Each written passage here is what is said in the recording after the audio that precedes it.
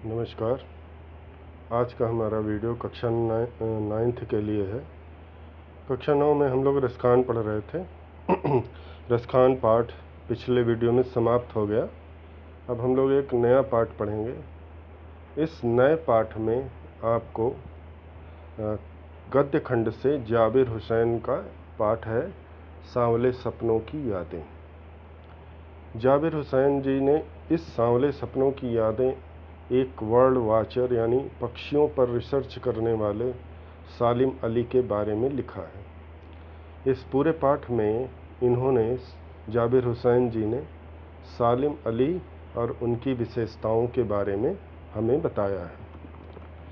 हम लोग पाठ में उन्हीं के बारे में जाबिर हुसैन जी के माध्यम से देखेंगे। उसके पहले हम लोग जाबिर हुसैन जी कौन थे और उनकी विशेषताएं क्या क्या थीं, इसको हम लोग देख लेते हैं।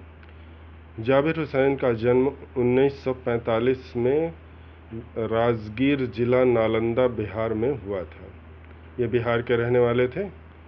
अंग्रेजी भाषा एवं साहित्य के ये टीचर अध्यापक रह चुके थे। बाद में इन्होंने एक्टिव पॉलिटिक्स में यानी सक्रिय राजनीति में भाग लिया और 1977 में 1977 में मुंगेर से बिहार विधानसभा के सदस्य निर्वाचित हुए और मंत्री भी बने। 1995 में बिहार विधान परिषद के सभापति भी ये बनाए गए। जाबिर हुसैन जी हिंदी, उर्दू तथा अंग्रेजी तीनों भाषाओं पर अपनी समग्र पूरा अधिकार रखते थे। साथ ही इन्होंने लेखन क्षेत्र में भी महत्वपूर्ण योगदान दिया। इन्होंने जो आगे है, डोला बीबी का मज़ार, अतीत का चेहरा, लोंगाम, एक नदी रेत भरी जैसी प्रमुख कृतियों की रचना की जो लोगों को बहुत पसंद आई।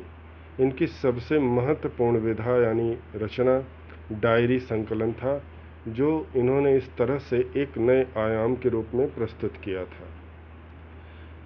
जाबिर हुसैन हिंदी, उर्दू, अंग्रेजी तीनों भाषाओं को जानते थे। अपने लंबे राजनैतिक सामाजिक जीवन के अनुभवों में उपस्थित आम आदमी के संघर्षों को उन्होंने अपने साहित्य में प्रकट किया है। संघर्षरत आम आदमी और विशिष्ट व्यक्तियों में लिखी गई उनकी डायरियाँ सबसे चर्चित और प्रकाशित रही हैं। जाबिर हुसैन ने डायरी विधा में एक अभिनव यानी एकदम नवीन प्रयोग किया, जो अपनी प्रस्तुति, शैली और शिल्प में नवीन था। प्रस्तुति, प्रेजेंटेशन, शैली यानी लेखन शैली, शिल्प यानी आर्ट में एकदम नया था। नवीन मतलब नया था। प्रस्तुत पाठ सांवले सपनों की यादें। इसमें आपको जाबिर हुसैन जी क्या बताने वाले हैं, इसके बारे में संक्षेप में मैं थोड़ा सा आपको बता देता हूँ। पाठ जून 1987 में प्रसिद्ध पक्षी विज्ञानी सालिम अली की मृत्यु के तुरंत बाद इन्होंने लिखा था। सालिम अली से संबंधित ये पूरा पाठ है। सालिम अली की मृत्यु 1987 में हुई।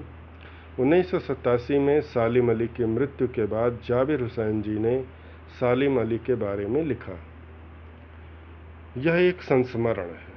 संस्मरण मतलब यादें। जाबिर हुसैन जी ने इस लेख में जो प्रस्तुत किया है वह उनकी यादों का एक सिलसिला है, यानी उन्होंने यादों के रूप में, संस्मरण के रूप में इस घटना को लिखा। इसमें सालिम अली की मृत्यु के उत्पन्न दुख और अवसाद को लेखक ने सांवले सपनों की याद के रूप में व्यक्त किया है। अवसाद यानी दुख, खेद के साथ उत्पन्न हुआ दुख, पश्चाताप शामिल होता है उसमें। अवसाद, दुख और उनकी अंतिम यात्रा को देखने के बाद सालिम अली जी ने जाबिर हुसैन जी ने लिखा था और उसका शीर्षक सांवले सपनों की याद दिया। कह रहे सालिम अली का स्मरण करते हुए लेखक ने उनके व्यक्ति चित्र प्रस्तुत किया है, जहां भाषा को रवानी और अभिव्यक्ति की शैली दिल को छू जाती है। लेखक ने सालिम अली के बारे में इस तरह से लिखा कि उसको देख करके, उसको पढ़ करके लोगों में एक लोगों के अंदर एक विशेष प्रकार का जज्बा यानी भावनाएं उत्पन्न होती हैं। इसी आधार पर सालिम अली जी ने इस बात का ध्यान रखते हुए जाबिर हुसैन जी ने सालिम अली के बारे में लिखा। अब हम लोग इस पाठ में जाबिर हुसैन जी ने सालिम अली के बारे में हम लोगों को क्या क्या बताया है, ये सब हम लोग देखेंगे। आप लोग को मैं बार बार बता रहा हूँ, अपनी वीडियो देखने के बाद अपनी अटेंडेंस यूट्यूब के मैसेज बॉक्स में ज़रूर सेंड कर दें। उसमें आप अपना नाम, सेक्शन, क्लास लिख करके सेंड कर दीजिए। इस पूरे काम में मुश्किल से 10 सेकंड लगता है। इसको आप ज़रूर करिए, ये ज़रूरी है आपके लिए और आपके पढ़ाई के लिए। तो चलिए अब हम लोग सांवले सपनों की याद में जाबिर हुसैन जी ने सालिम अली के बारे में क्या क्या बताया है, इसको देखते हैं। ये है आज का पाठ हमारा, जाबिर हुसैन। ये लेखक हैं पाठ के। जाबिर हुसैन जी के बारे में मैंने आपको बता दिया है। और इसके बाद ये आपका पाठ है, सांवले सपनों की याद। ये आपके पाठ का चैप्टर का नाम है सांवले सपनों की याद। सांवले का मतलब क्या होता है? श्याम। यहाँ पर लेखक सांवले सपनों की याद का एक अर्थ रखते हैं। उस अर्थ को समझ लेना ज़रूरी है। क्या होता है कि जो यादें हमारे जीवन में महत्वपूर्ण होती हैं, वो क्या करती हैं कि हमारे जीवन में लगातार स्थान बना लेती हैं। हमारे दिमाग में कॉन्शियस और अनकॉन्शियस 2 प्रकार के माइंड का काम होता है। कुछ यादें ऐसी होती हैं जो प्रैक्टिस पूर्ण हो, यानी अभ्यास जन्य हो जाती हैं, यानी उन्हें हमें याद करने की या फिर से रिवीज़न करने की आवश्यकता नहीं होती। जैसे मान लीजिए हमारी जो इंद्रियां हैं वो तुरंत किसी भी चीज़ को कैच कर लेती हैं। हम गर्म चीज़ों को छूते हैं तो माइंड हमारा तुरंत स्ट्राइक करता है कि हमें इस चीज़ को टच नहीं करना है, ये बहुत गर्म है, जो हमारे बॉडी टेम्परेचर से कहीं अधिक है और हम उसे नहीं सह सकते। ये कॉन्शियस माइंड है। अनकॉन्शियस माइंड में जैसे कंप्यूटर होता है, उसमें हर चीज़ जाती है। गार्बेज इन गार्बेज आउट, यानी जो डालेंगे वही निकलेगा। अब हमारा माइंड ये सेटअप करता है कि हमें किन चीज़ों को एक्सेप्ट करना है और किन चीज़ों को डिलीट करना है, स्टोर किसे करना है और किसे डिलीट कर देना है। ठीक उसी प्रकार जैसे आप नेट ऑन करते हैं तो नेट में तमाम तरह की चीज़ें आती हैं। एक ऑप्शन खोलते हैं, कई ऑप्शन उसमें शो करता है, परंतु आप उसको उन्हीं चीज़ों को टच करते हैं जिनकी आपको ज़रूरत होती है। यहाँ लेखक भी सांवले सपनों की याद का उद्देश्य ये बताना चाहते हैं कि जो सालिम अली की यादें हैं वो धुंधलके प्रकाश के समान सदा सुखदायी हैं। बहुत जैसे सांवला यानी कुछ हल्कापन, यानी बहुत ज़्यादा फेयर ना हो और बहुत ज़्यादा ब्लैक ना हो। दोनों के बीच का जो सिमिलर हो, यानी न सूर्योदय हुआ हो और न सूर्यास्त हुआ हो, तो दोनों के बीच का जो संध्या का समय होता है वो सबसे ज़्यादा सुखद और सुहावना होता है।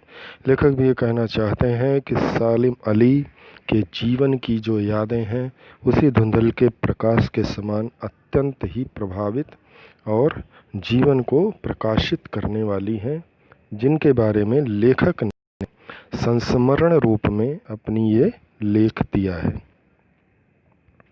अब हम लोग इनके पाठ को देखते हैं।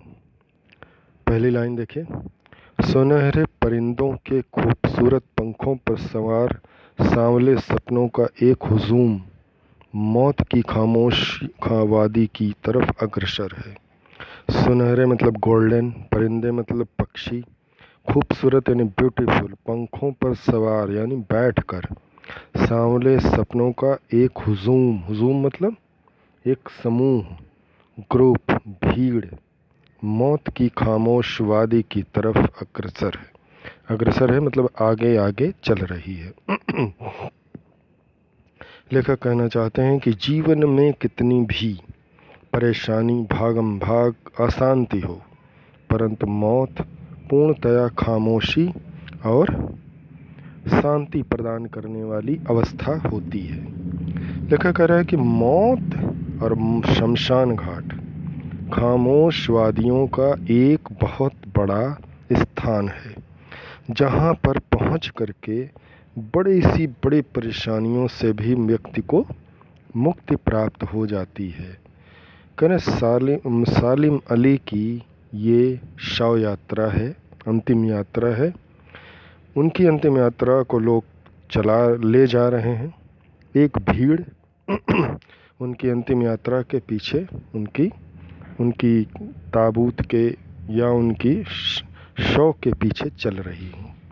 लेखक कह रहे हैं कि जिस प्रकार से शव को लोग कंधों पर उठाकर चल रहे हैं, उन्हें देख करके ऐसा महसूस हो रहा है कि ये व्यक्ति नहीं बल्कि वो परिंदे हैं, वो सुनहरे परिंदे हैं जो एक सुनहरे व्यक्ति के सुनहरे चरित्र को पूरी मेहनत से उठा करके उन खामोशवादियों की तरफ अग्रसर हो रहे हैं, जहाँ से लौट कर आना किसी भी व्यक्ति के लिए संभव नहीं होता। लेखक कह रहे हैं कि कोई रोक टोक सके कहाँ संभव है। यानी आज सालिम अली उस स्थिति में पहुंच चुके हैं जहां से इनको रोक करके या वापस बुलाना संभव नहीं है। यानी अंतिम यात्रा एक ऐसी यात्रा है जिस पर किसी भी प्रकार की कोई रोक नहीं है, उसे कोई भी व्यक्ति किसी भी प्रकार से रोक नहीं सकता है। करें इस हुजूम में आगे आगे चल रहे हैं सालिम अली। लेखक कह रहा है कि ये जो ग्रुप चल रहा है, यानी ये जो भीड़ चल रही है, इस भीड़ में सबसे आगे आगे चलने वाला अगर जो व्यक्ति है वो है हमारे सालिम अली। यानी उनकी ही शव यात्रा चल रही है और वो उसमें सबसे आगे आगे चल रहे हैं। अपने कंधों पर सैलानियों की तरह अपने अंतहीन सफ़र का बोझ उठाए। लेखक कह रहे हैं अपने कंधों पर सैलानियों की तरह अपने अंतहीन सफ़र का बोझ उठाए। करें इनको देखकर ऐसा लग रहा है कि इनके कंधों पर, सैलानी मतलब टूरिस्ट क्या करते हैं, अपना बोझा अपने ही कंधों पर लाद कर चलते रहते हैं और वो कभी किसी के सहायता नहीं लेते। यानी कि उनको ये पता नहीं होता कि अभी उनको कितनी यात्रा करनी है, तो उस यात्रा में वो स्वयं ही अपने बोझ को उठाए रहते हैं। आखिर कितने दिनों तक कोई उनका बोझ उठाएगा, ऐसा विचार करके वो स्वयं ही अपने बोझ को उठाए हुए चलते रहते हैं। तो लेखक करें उस अंतिम यात्रा में इसी तरह से सैलानियों की तरह सालिम अली अपनी यादों को अपनी ठीक उसी प्रकार उठाए हुए हैं जैसे सैलानी करता है। कहता है सैलानियों का सफ़र अंतहीन सफ़र होता है। सालिम अली की ये यात्रा अंतिम यात्रा है और ये यात्रा भी ऐसी लग रही है जैसे अब इसका अंत नहीं होने वाला है। लेकिन यह सफ़र पिछले तमाम सफ़रों से भिन्न है। लेखक कह रहे हैं कि जो ये सफ़र चल रहा है ये पिछले तमाम सफ़र से बिल्कुल भिन्न है। भिन्न है मतलब अलग है। लेखक कह रहे हैं पहले जब सालिम अली टूरिस्ट की तरह अपने कंधे पर दूरबीन और तमाम तरह के सामान आवश्यकता के अनुसार लाद कर चलते थे, तो उस सफ़र का कहीं ना कहीं अंत तो ज़रूर होता था। परंतु आज सालिम अली ने जो सफ़र शुरू किया है उस सफ़र का अब कोई अंत नहीं है। यानी यही उनका अंतिम सफ़र है जो पिछले तमाम मतलब कई सफ़र से भिन्न है। भिन्न मतलब अलग है। भीड़ भाड़ की ज़िंदगी और तनाव के माहौल से सालिम अली का यह आखिरी पलायन है। पलायन मतलब भाग जाना। भीड़ भाड़, तनाव मतलब स्ट्रेस, माहौल मतलब वातावरण, एटमॉस्फेयर, से सालिम अली का यह आखिरी पलायन है। पलायन मतलब भाग जाना।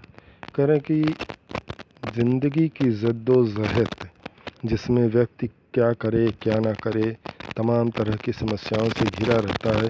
कब क्या हो जाएगा कुछ पता नहीं, क्या कमी है क्या उजागर करना है कुछ पता नहीं चलता। लेकिन कह रहे हैं कि इन सभी परेशानियों से अलग हो करके ये सालिम अली का अंतिम पलायन है, यानी इसके बाद इन्हें किसी भी प्रकार की कोई यात्रा करने की आवश्यकता नहीं है। अब तो वो उन वन पक्षी की तरह प्रकृति में विलीन हो रहे हैं जो जिंदगी का आखिरी गीत गाने के बाद मौत की गोद में जा बसा हो।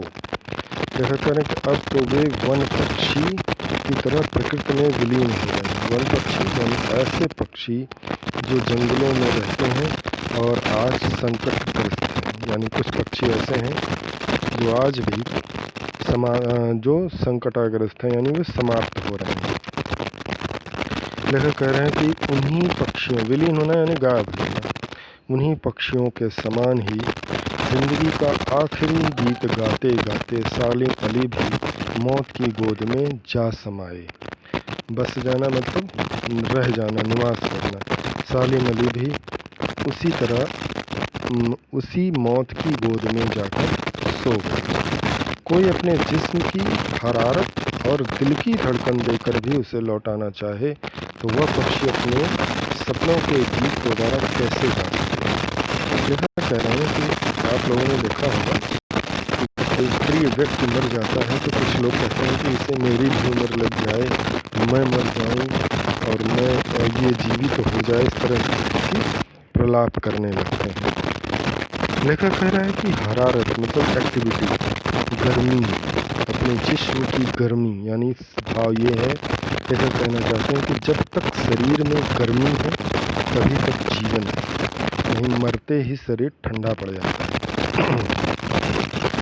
ठंडक ही जीवन का अर्थ है। फिर कोई व्यक्ति अपने जिस्म की गर्मी देकर के भी इन सालिम अली को वापस नहीं बुला सकता। चाहे कोई व्यक्ति कहे मेरे दिलों की धड़कन भी इनमें समा जाएगी, फिर भी ये लौट कर नहीं आएंगे।